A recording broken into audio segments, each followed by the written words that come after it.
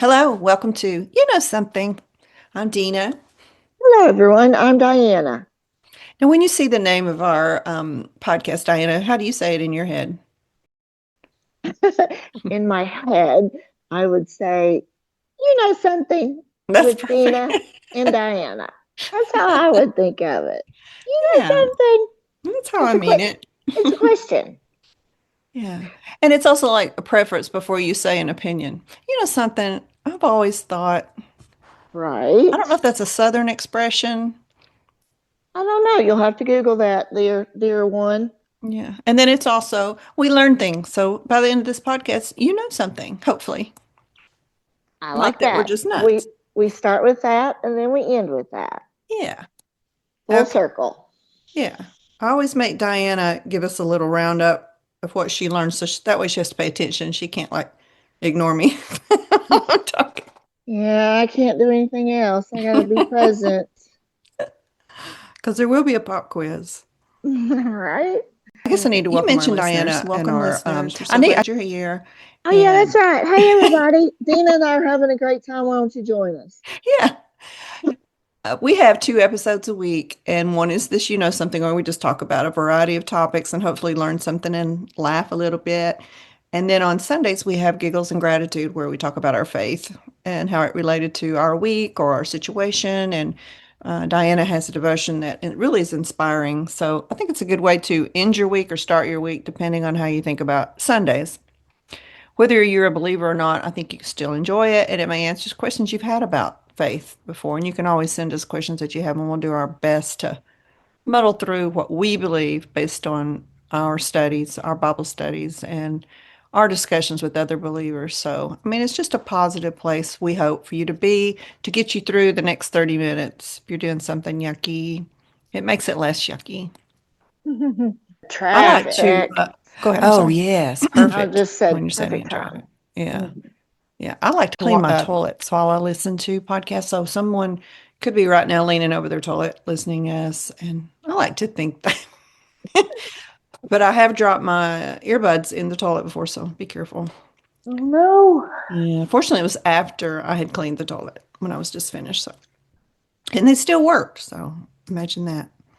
As, and speaking of toilets, you mentioned that your mother, and I'm not relating your mother to toilets. I didn't mean that. You mentioned your mother gives you pearls of wisdom in our Mother's Day episode. Uh, Yeah. and did she ever tell you that? What did she tell you can't eat and then get in the swimming pool? Yeah. Oh, yeah. You had Did to you? wait your 30 minutes or an hour for your food to digest. Right. Oh, that's a big bunch of bull. So we missed a lot of hours of swimming. Really? I'm going to have to Yeah, take that up with them when I get up to heaven. that's right. That's the first thing you can say to her after you hug her. You didn't have to sit by the side of the pool. My mom did that too. Well, another one that my mother always told me was don't take a shower or really even use water when there's a storm outside. Mhm. Have you heard that? Yes. Yes. Do you believe Don't that? be don't be near the water, the pipes, any of that. Um, Dina, I grew up hearing it, and after you hear something so many times, I do think you believe it. And I don't take a shower when it's thundering You or don't? lightning. I do not. Mm-mm, Oh, I interesting. don't. Well, you may be kind of smart because this article from Weather Forecast News, clap, clap, Weather Forecast Now says you really shouldn't shower or bathe during a thunderstorm. So, Because why do they back that because up? showering or bathing during thunderstorms is actually dangerous, and there's real science backing up why. Waiting till the lightning passes just makes sense. It's not an outdated superstition.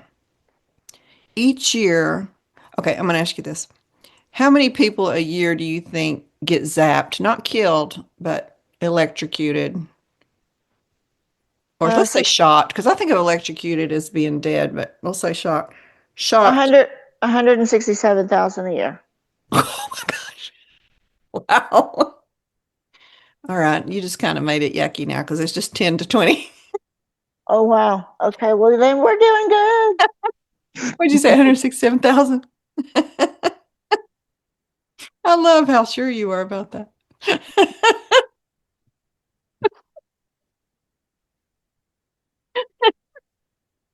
Well,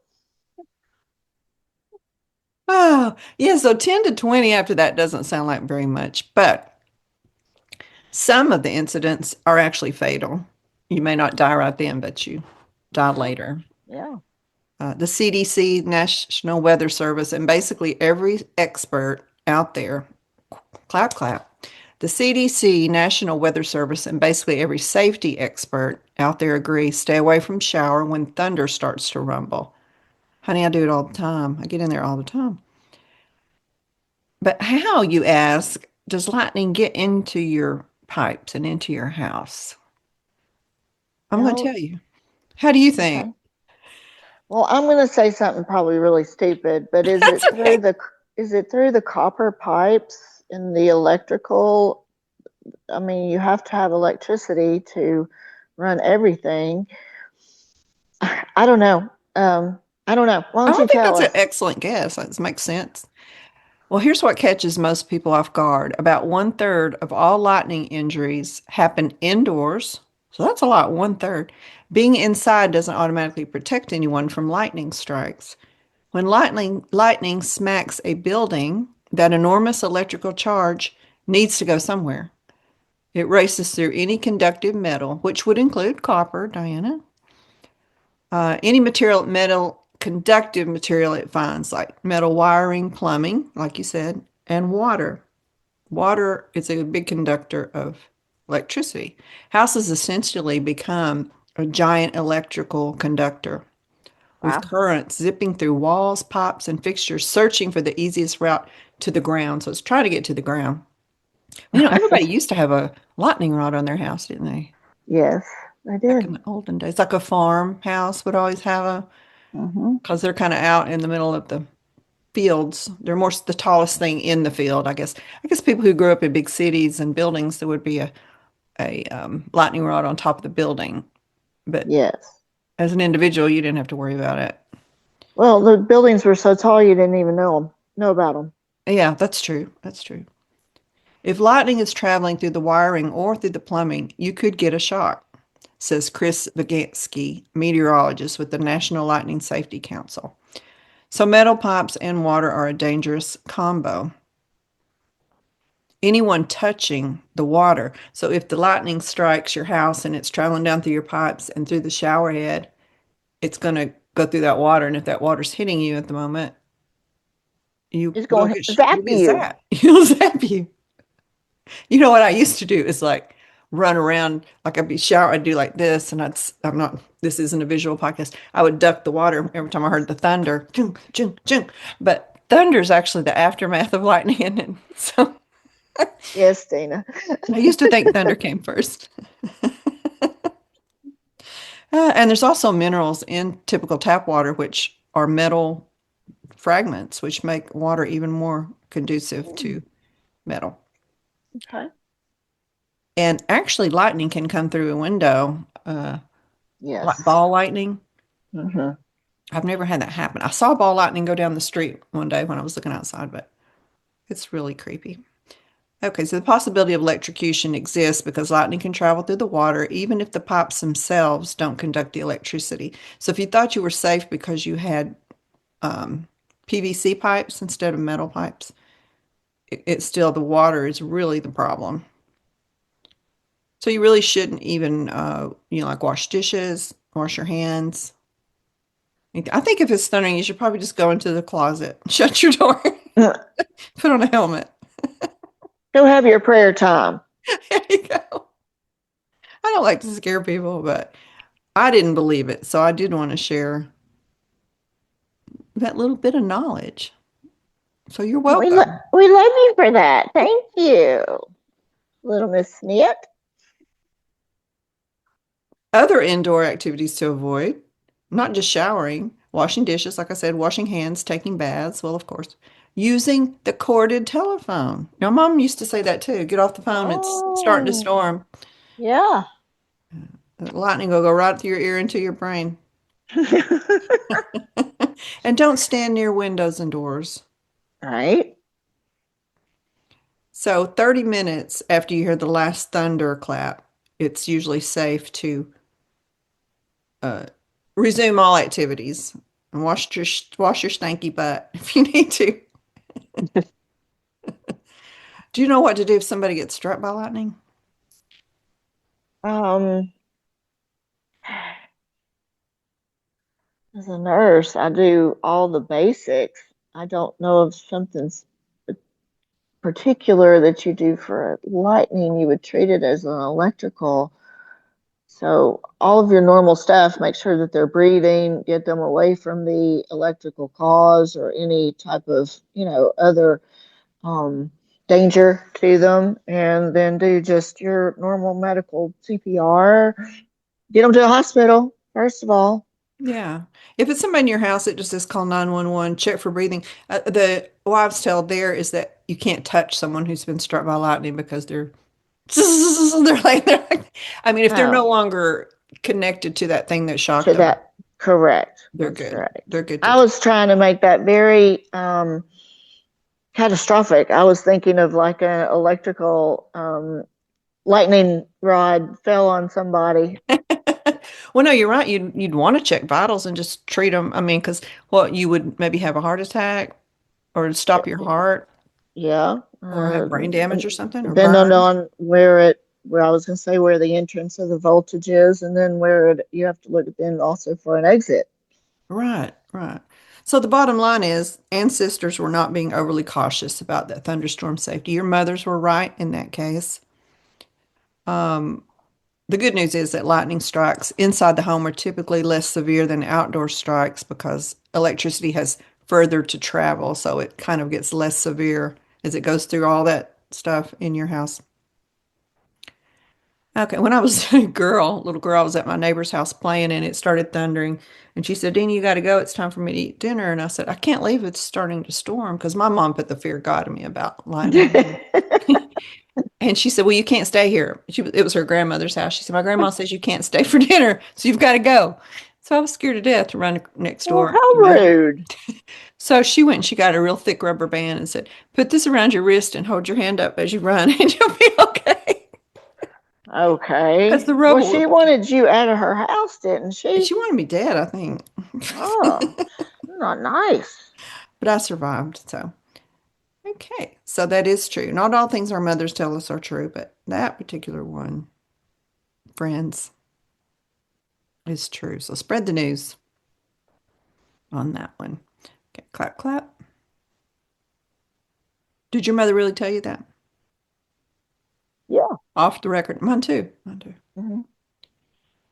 Okay. There is a phenomenon with scientific explanation for why when you go stay somewhere else other than your home the first night, it's hard to sleep. Do you travel so much? Do you encounter that? Absolutely. So Okay. tell me why.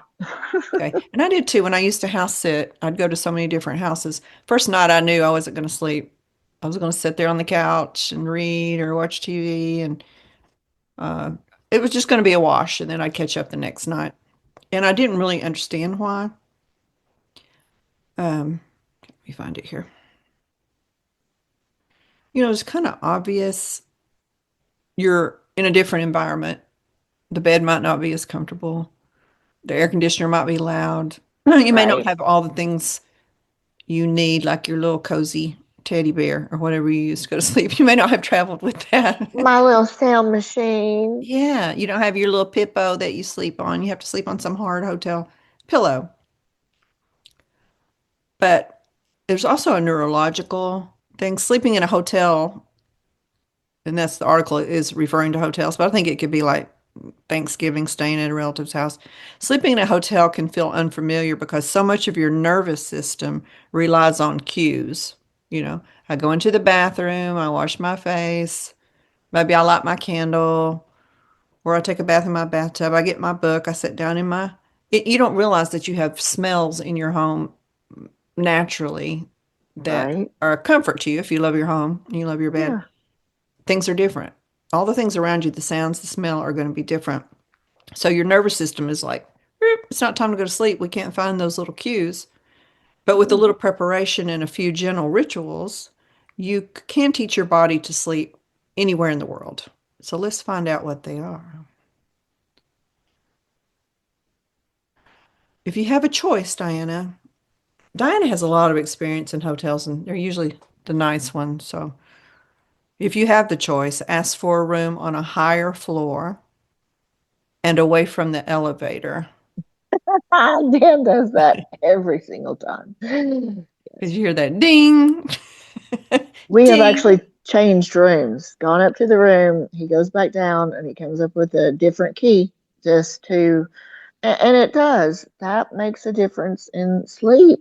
I'm just telling you. I think they ought to discount those rooms that are close to the elevator or the ice machine. Can you imagine Oh, that going Lord. off all night?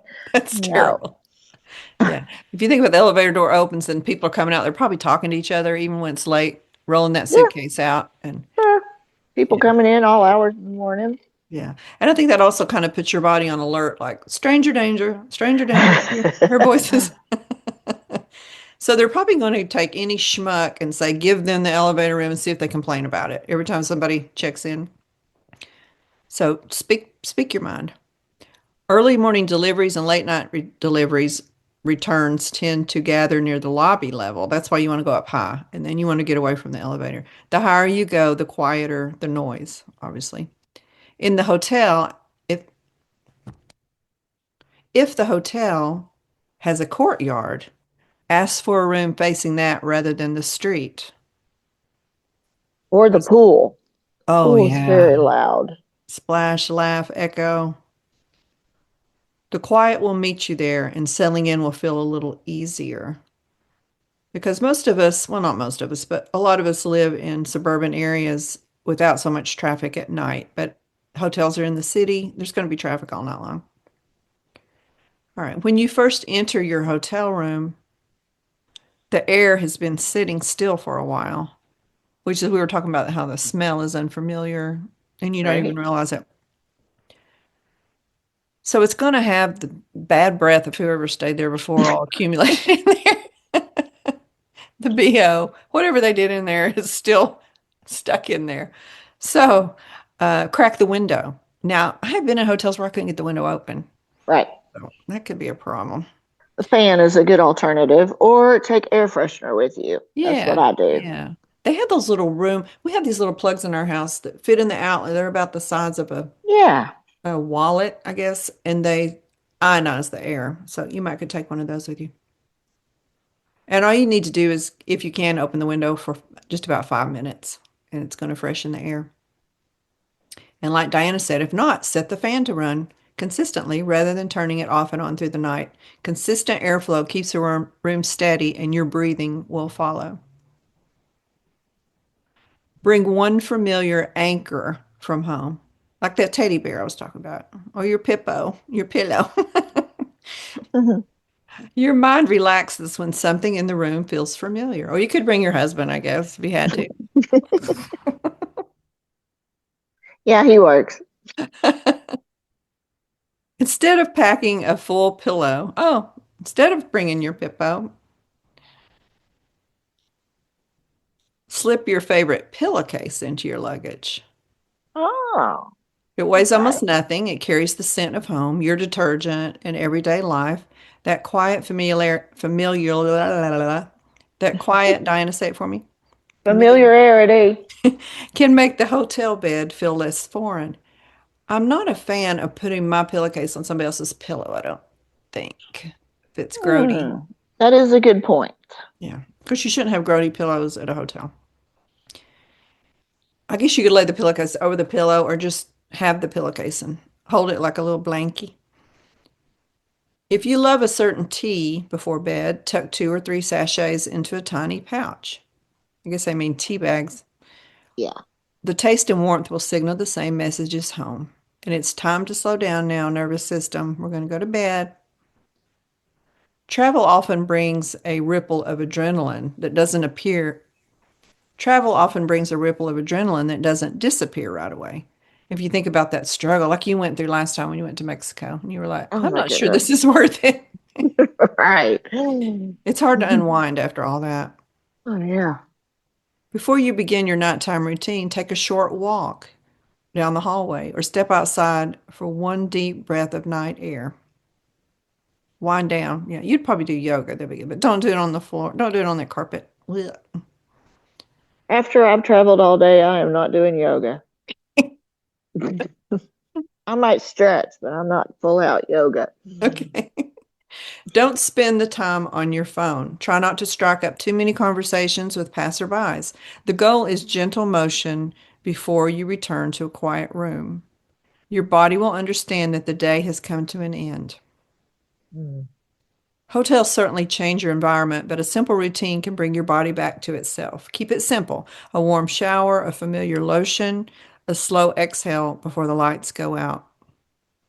If a scent relaxes you, like Diana said, bring a tiny lavender sachet or a roll-on oil that you already use at home.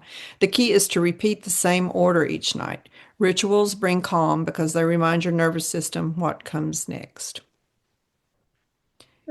I And like that. That makes sense. yeah. And then some hotels have like light, the light comes through the window, the sign. Right. There's alarms glowing, just different lights you're not used to.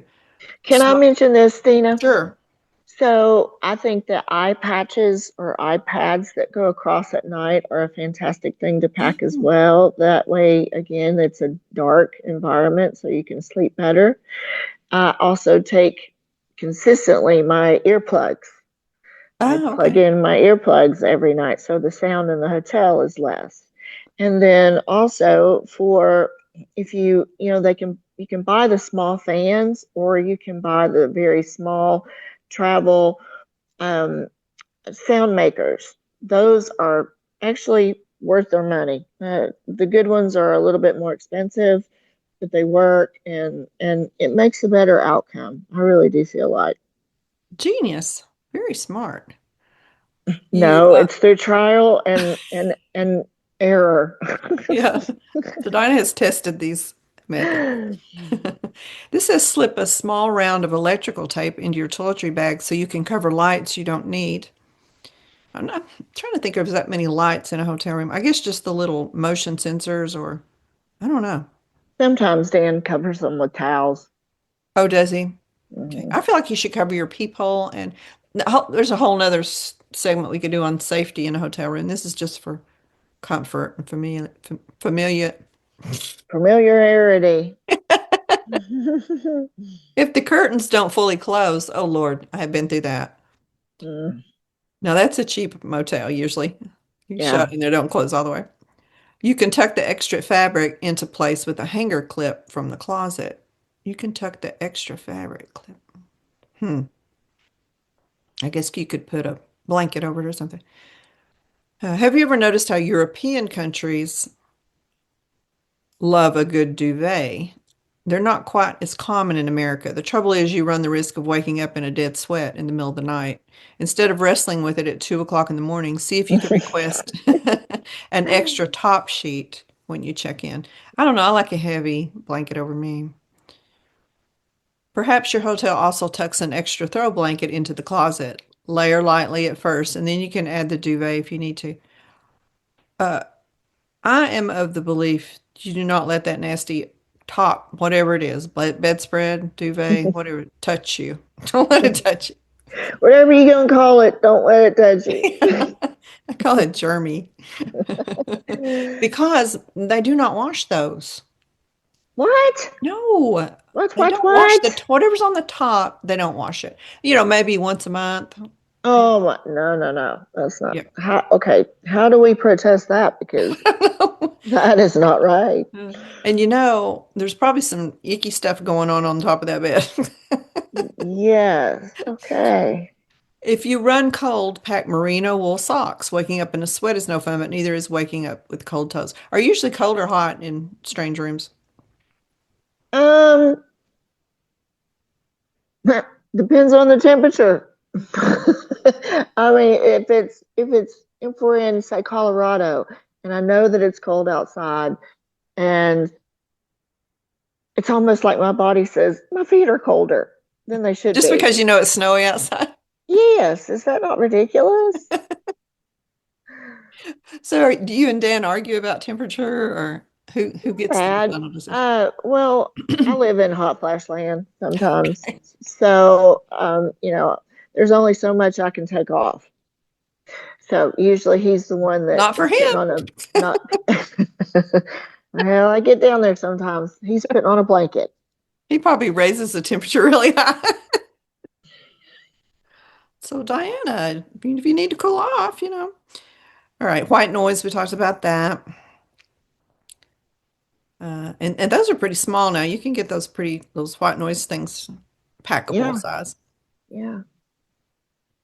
Okay. So did you? Also, if you take any, uh, vitamins that you take at night, like you melatonin, maybe you take them in gummy form, however you take them, packing those nighttime things that you normally do also would get your body in the rhythm of going to sleep. I think that's great.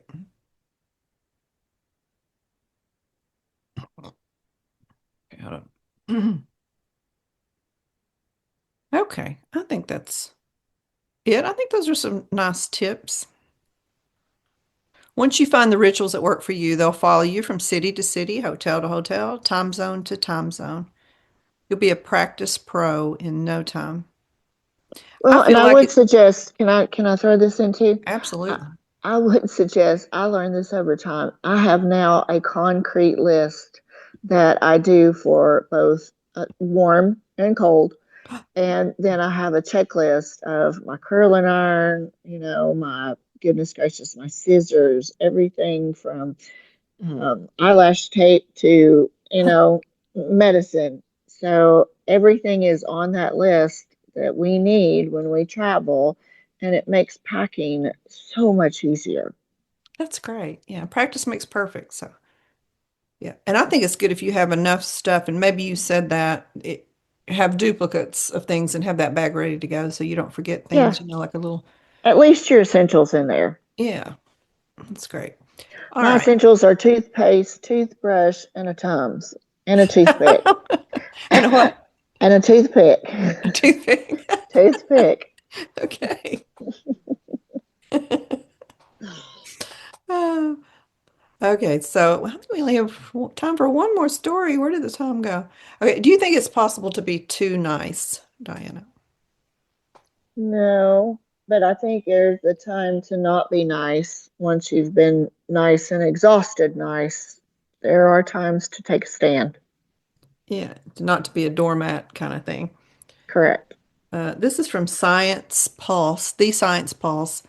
Psychologists and health researchers are paying close attention to a surprising connection between chronic stress, suppressed emotions, and long-term disease risk. One pattern repeatedly appears in studies involving people who constantly avoid conflict, ignore their own needs, or feel pressured to keep everyone happy at their own expense. Is that you think? That did used to be me. Time and life has kind of changed that. Yeah, I used to be that way too. It is stressful. You don't realize how tense your stomach is and your shoulders. And then once you get home, you're just like, ah, I feel like it is a beautiful gift from God when you recognize that you don't have to make everybody else happy. It is their responsibility to make themselves happy. I agree. Being too nice is not automatically unhealthy, but experts say chronic people pleasing can trap the body in prolonged stress responses. Many individuals who constantly suppress anger, emotional pain, or personal boundaries experience elevated stress hormones for long periods of time. I would think that would be worse for women too. Over time, that ongoing stress may contribute to inflammation, sleep disruption, anxiety, high blood pressure, weakened immunity, and other health problems linked to chronic disease. That's pretty bad. It is, Researchers, especially with especially with the pressure that people place on us today in our world and the stress that that causes really from the time you wake up till the time you go to bed. Yeah, if you're constantly worried about you might be hurting somebody's feelings or inconveniencing them, or you're thinking about what are they going to think about me, that's exhausting. How did Researchers, we used to do it? I don't know. I think, and I hate to say men, women, but I feel like women are raised to be the peacekeepers and the calm forces and the Right, negotiators, especially in a family, like if you're a mother with kids. right. Researchers studying stress psychology, stress physiology, and emotional regulation have found that unresolved emotional strain affects far more than mood alone. The nervous system, immune system, and cardiovascular system can all respond to persistent emotional pressure. Some psychologists also note that people who struggle to say no often tolerate disrespectful relationships longer, increasing emotional exhaustion even further. I was that way. I'm not that way anymore. I say no.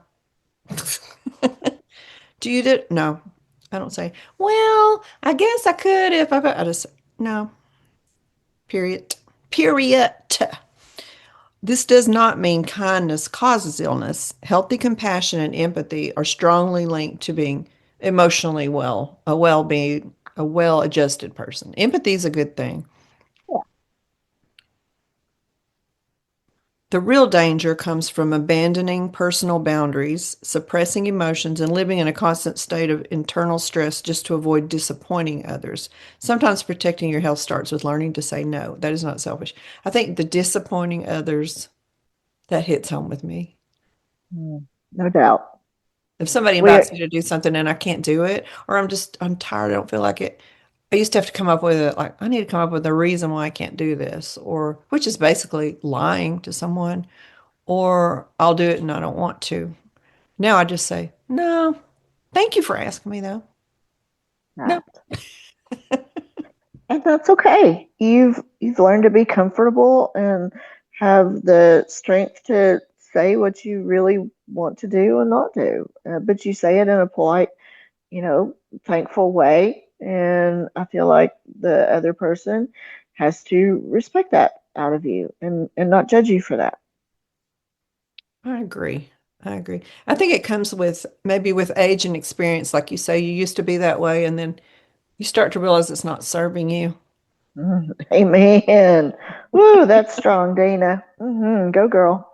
And that doesn't mean you have to turn into you know what. No, no. Actually, I feel like you're metamorphosing or whatever you want to call it to a deeper level within yourself to where you need to focus on what pleases you and in my world what pleases God, Yes, because when absolutely. that's in line then everything else is good in my world. You Yeah, you're know, doing the I right thing. got this. But you may use that as to say, oh, I should be pleasing, being kind to others, and this person wants to do this, although I'd rather do this.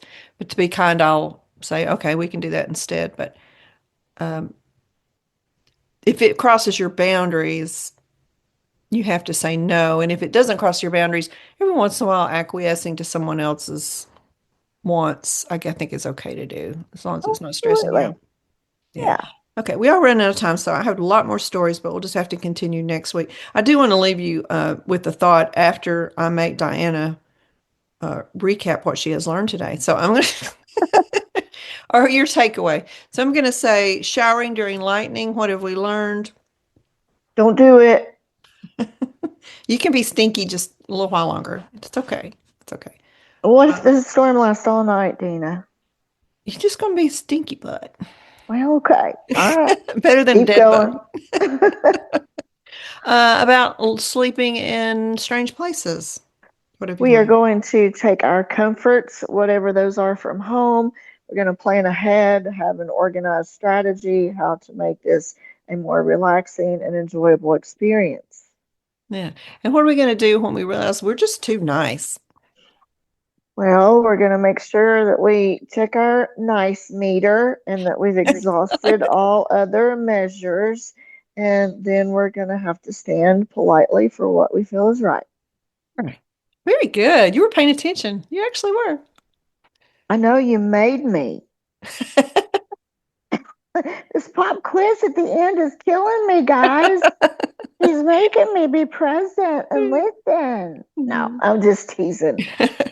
I We hang on her really, every word. aw. Well, I really enjoyed this episode and I enjoyed talking to you, Diana, and I love our listeners and we hope you got something out of it. We've got less than a minute. Diana, do you want to close this out? I'm just going to say if anyone has any travel tips or other safety issues or other things about being nice until it's time to not be nice, leave us some comments, leave us some examples of how you've overcame some of those things. I'm going to have to interrupt you, Diana. We have like 3 seconds left. So bye. We love you. Bye bye.